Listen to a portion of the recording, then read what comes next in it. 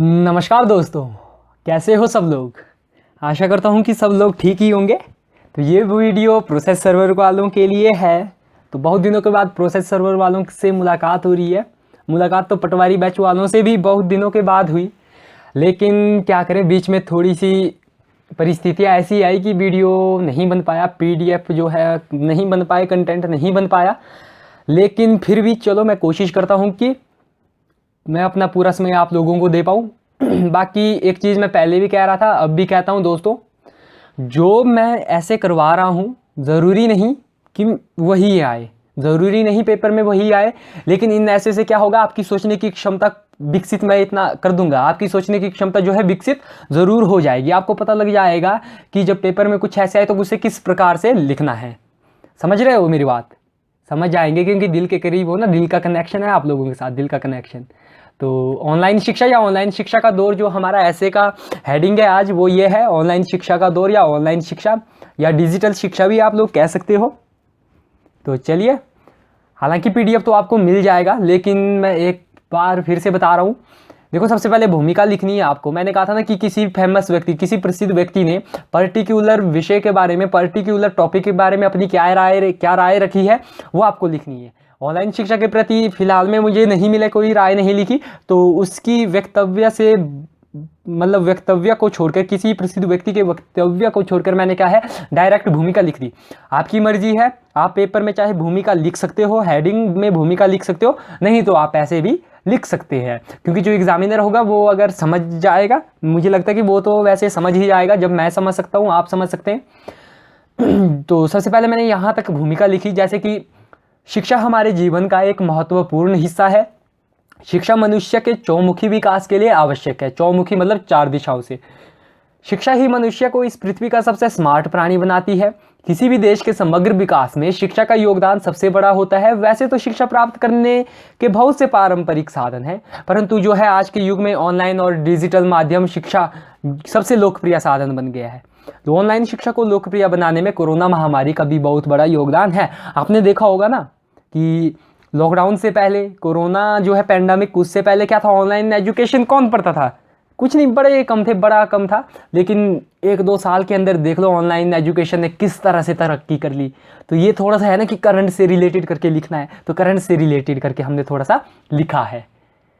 ठीक है, यहाँ तक दिक्कत नहीं किसी को। ऑनलाइन शिक्षा आज सिर्फ उच्च शिक्षा तक ही सीमित नहीं रही, बल्कि आज नर्सरी और माध्यमिक स्तर की शिक्षा भी ऑनलाइन डिजिटल माध्यमों से सफलतापूर्वक दी जा रही है। दोस्तों देखो, भूमिका में देखो ना, कोई बोलेंगे कि वर्ड लिमिट जो है कम है और आप वर्ड लिमिट कम है और आप जो है ज़्यादा लिखवा रही हैं। दोस्तों, मेरा लिखवाने का एक मकसद है, अगर कोई है ना जो कि इसी को एज इट कॉपी करेगा, ठीक है, कोई बुरी बात नहीं है, क्योंकि ये कंटेंट भी बहुत अच्छा है। तो मतलब ऐसा है, अगर वर्ड लिमिट ज़्यादा है तो आपको ज़्यादा कुछ नहीं करना, बस जो लाइनें आपको याद हो रही हैं याद कीजिएगा, जो लाइनें आपको अच्छी लग रही हैं लिखिएगा, अपने दिमाग में उन्हें फिट कीजिएगा किसी एक कोने में। बाकी जो लाइन अच्छी नहीं लग रही, आपको लगता है कि इस लाइन को बदलने की आवश्यकता है, बदल दीजिए, ख़त्म कर दीजिए उस लाइन को, इसमें कोई अतिशयोक्ति तो है नहीं। तो इसीलिए कि यह बोलने से ज़्यादा कि वर्ड लिमिट ज़्यादा है, आप अमल करें मेरी इस बात पर। देखो, भूमिका लिख दी और कुछ अगर आप ऐड ऑन करना चाहते हो, इसमें ऐड कर सकते हो तो ऐड कीजिएगा, इसमें कोई अतिशयोक्ति नहीं है। ऑनलाइन शिक्षा के फ़ायदे, फिर आपको क्या बताना है, ऑनलाइन एजुकेशन या डिजिटल शिक्षा के फ़ायदे। इसके फ़ायदे क्या हैं? कुछ फ़ायदे मैंने लिखे हैं। देखो, कई चीज़ें ऐसी होती हैं ना मेरे दोस्त, जो मुझसे छूट जाती हैं। भगवान तो मैं हूँ नहीं, लेकिन कुछ चीज़ें ऐसी होंगी जो आपको एकदम से पकड़ में आ जाएंगी। क्या होगा? पकड़ में आपको एकदम से आ जाएंगी। अगर आपको कुछ पकड़ में आ जाए, कमेंट बॉक्स में कर लीजिएगा, ताकि आपके जो और मित्र हैं वो भी देख ले। तो वीडियो अभी दोस्तों स्टार्ट ही हुई है, तो मैं एक चीज़ कहना चाहूँगा, क्योंकि आप क्या लिखते हो इससे उतना फ़र्क नहीं पड़ेगा, आप कैसा लिखते हो इससे फ़र्क पड़ेगा। समझ रहे हो? बहुत गहरी बात है मेंस के लिए। हालांकि जो नोटिफिकेशन है ना, नोटिफिकेशन में भी हाई कोर्ट ने कहा है, मतलब इस तरीके से नहीं कहा, उन्होंने अपनी ऑफिशियल लैंग्वेज में कहा है। तो इसीलिए दोस्तों, जितनी हो सके राइटिंग सुधारिए। अगर आप अच्छा लिख रही हैं तो सोचिए किसी और कोने में कोई और आपसे अच्छा लिख रहा होगा, है ना। कंपटीशन बहुत ज़्यादा है और आप लोगों को जो है सिलेक्शन लेनी ही है। लेनी ही है।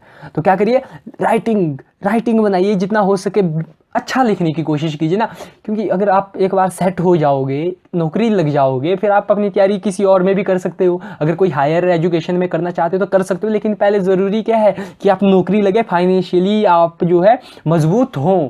तो इसी तरह जो भूमिका लिख दी, उसके बाद हमें क्या लिखना, ऑनलाइन एजुकेशन के फायदे। क्या होता है दोस्तों, समय देखो, ऑनलाइन एजुकेशन में क्या है, एक छोटा सा कमरा 4x4 का ले लो, एक दीवार में कैमरा फिट कर दो, सामने बोर्ड रख दो, डिजिटल बोर्ड रख दो, क्या होगा, समय मतलब जगह की कोई पाबंदी नहीं होगी और समय भी आपके पास बच जाएगा।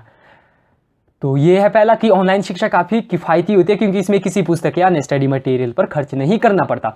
देखो ऑनलाइन शिक्षा, अगर आप ऑफलाइन कोचिंग खोलोगे, ऑफलाइन कोचिंग में आपको A to Z, कुर्सी, मेज और टेबल एक ही बात हुई ना, आपको सब कुछ खरीदना पड़ेगा। चटाई हो गई या कुछ भी आप समझ सकते हो, डेस्क वगैरह, बेंच, सब कुछ आपको खरीदना पड़ेगा।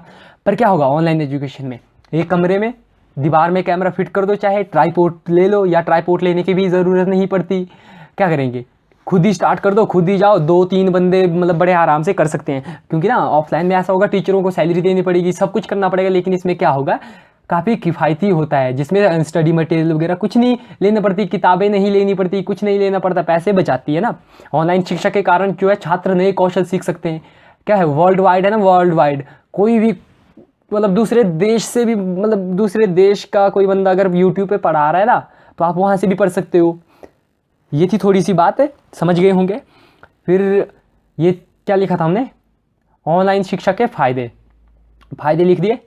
फायदे के बाद हानियाँ, तो फिलहाल ऐसा है कि ऑनलाइन शिक्षा की हानियाँ तो मुझे नहीं लगी। अगर आपको कुछ हानियाँ दिखती हैं तो लिख लीजिएगा। इससे पहले है, चलिए और बातें क्या करें, आगे देखते हैं। या तो सरकारी प्रयास लिखिएगा या सरकार के द्वारा उठाए गए कदम लिखिएगा, क्योंकि आप लोगों को ना, मैं चाहता हूँ कि आप लोगों की सिलेक्शन ज़रूर हो दोस्तों। मुस्कुराइए, क्योंकि हम आपके साथ हैं।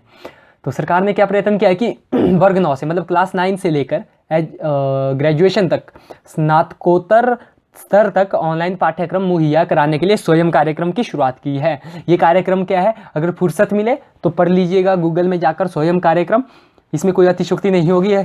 फिर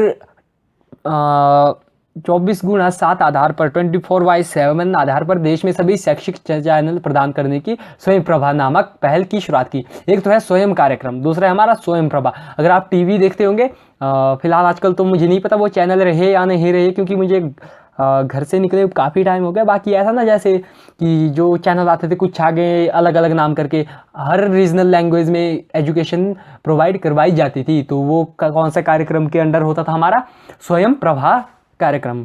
फिर एक और है कि सिंगल विंडो सर्च सुविधा के तहत सीखने के लिए national digital library of India की शुरुआत। दोस्तों, अगर मान लो यही ऐसे आता है और आप ऐसा ही लिख रहे हो, तो मेरी एक ये है आपके लिए कि नेशनल को हिंदी में लिखिएगा, राष्ट्रीय मत लिखना।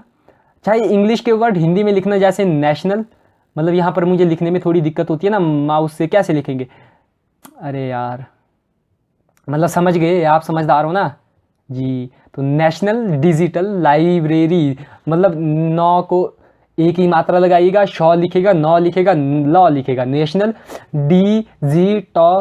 डिजिटल लाइब्रेरी, मतलब समझ गए आप। अब ऐसे लिखेगा हिंदी में, क्योंकि जब हिंदी माध्यम में, हिंदी में लिख रहे हो तो ऐसा ज़्यादा सहज रहेगा, ज़्यादा अच्छा रहेगा, बेहतर रहेगा। बाकी ये तो पढ़ लिया हमने, क्या पढ़े, ऑनलाइन एजुकेशन के फ़ायदे पढ़े। फ़ायदे पढ़ने के बाद सरकार के द्वारा उठाए गए कदम पढ़े। कदमों को उठाने के बाद हमने चुनौतियाँ पढ़ेंगे।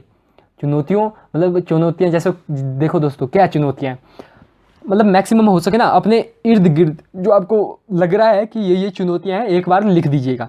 जैसे खराब इंटरनेट कनेक्टिविटी इस राह में सबसे बड़ी चुनौती है ना, खराब इंटरनेट कनेक्टिविटी। उच्च शिक्षा हासिल कर रहे ग्रामीण क्षेत्रों में से सिर्फ 35% घरों तक ही इंटरनेट की पहुंच है। हालांकि अब तो थोड़ा ग्रामीण क्षेत्रों में ज़्यादा इंटरनेट हो गया है जियो की वजह से, लेकिन फिर भी ये आंकड़ा बहुत कम है। देश में अमीरों और गरीबों के बीच विकराल डिजिटल विभाजन है। गरीबों के पास फ़ोन नहीं है, गरीबों के पास लैपटॉप नहीं है, अमीरों के पास सब कुछ है। वो कुछ बोलते थे उनको, पर छोड़ो। फिर वर्चुअल क्लासरूम में प्रैक्टिकल या लैब वर्क करना भी मुश्किल है। जैसे स्कूलों में वर्चुअल क्लासरूम आजकल चले हैं ना, आईसीटी लैब, आईटीसी लैब, जो भी है, वर्चुअल क्लासरूम में आप पढ़ा दोगे, थ्योरी करवा दोगे, लेकिन प्रैक्टिकल कैसे करवाओगे, लैब वर्क कैसे करवाओगे, ये भी थोड़ी सी मुश्किल है। शिक्षकों और छात्रों के बीच संवादहीनता की स्थिति बनने की संभावना। शिक्षकों के बीच शिक्षक और छात्रों के बीच क्या होगा ऑनलाइन एजुकेशन में, कम संवाद होगा ना, आदि विवाद नहीं हो सकता, तर्क वितर्क नहीं हो सकता, तो ये भी थोड़ी सी इसके सामने चुनौतियां हैं। आगे की राह की बात करें तो ग्रामीण क्षेत्रों में इंटरनेट कनेक्टिविटी और बिजली की पहुंच को सुनिश्चित करना बेहद जरूरी है। स्मार्टफोन ना होने के कारण भारतीय परिवारों में इंटरनेट का कम उपयोग किया जाता है, इसलिए गरीब छात्रों को सस्ते स्मार्टफोन मुहैया करवाने की आवश्यकता है तथा केंद्र सरकार के डिजिटल इंडिया कार्यक्रम की धमक पेश करना वक्त की मांग बनती जा रही है। दोस्तों लिख लीजिएगा, अच्छा लगे लिख लीजिएगा, कुछ संशोधन करने की आवश्यकता लगे कर लीजिएगा, कुछ ऐड करने की आवश्यकता लगे कर लीजिएगा, कुछ कम करने की आवश्यकता लिखिए कर लीजिएगा, क्योंकि आपके पास क्या है, आर्टिकल 21 नाम की चीज़ है। आर्टिकल 21 समझते हो ना, आर्टिकल 21 क्या होता है, article 21 life and personal liberty. अगर हिंदी मीडियम में पढ़ा होगा, हिंदी मीडियम है प्राण एवं दैहिक स्वतंत्रता, समझ गए।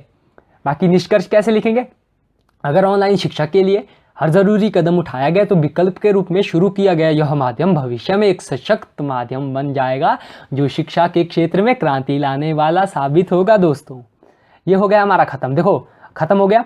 वीडियो प्रीमियम पर चल रही है, कोई भी अभी छोड़ना मत, लेफ्ट मत कीजिएगा, कुछ बताना है मुझे मत करो लेफ्ट, देख लीजिएगा पूरा।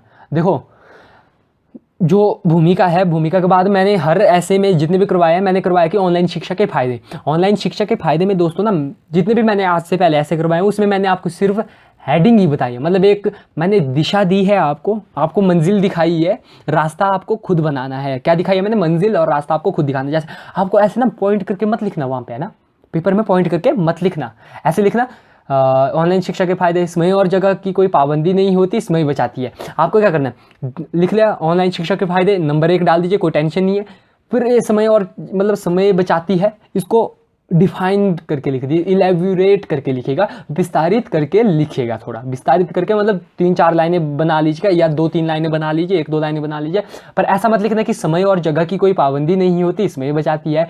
लिखेगा ऑनलाइन शिक्षा जो है ऑनलाइन शिक्षा में समय और जगह की कोई पाबंदी नहीं होती, यह क्या करती है, समय बचाती है। कैसे समय बचाती है वो मत लिखना, क्योंकि शब्द लिमिट ज़्यादा हो जाएगी। तो इतना ही बताना था बाकी जितना हो सके वही बता रहा हूँ दोस्तों। राइटिंग का ख्याल रखिएगा, जितना हो सके राइटिंग को सुधारिएगा। अच्छी है तो समझ लीजिएगा आपकी सबसे ख़राब राइटिंग है। और आप जितने भी एक अलग ग्रुप बना ना प्रोसेस सर्वर वालों के लिए, जितने भी आपके जो हैं मेरे साथ जुड़े हैं, मैं चाहूँगा कि सभी की सिलेक्शन हो और सभी हमें मिठाई खिलाएं। हालांकि मेरे दांत में दर्द होते हैं लेकिन फिर भी खाऊंगा। चलिए ये छोड़िए, बाकी PDF के लिए वही बोलूँगा, व्हाट्सएप पर मैसेज कीजिएगा। इसी के साथ दोस्तों जय हिंद जय भारत।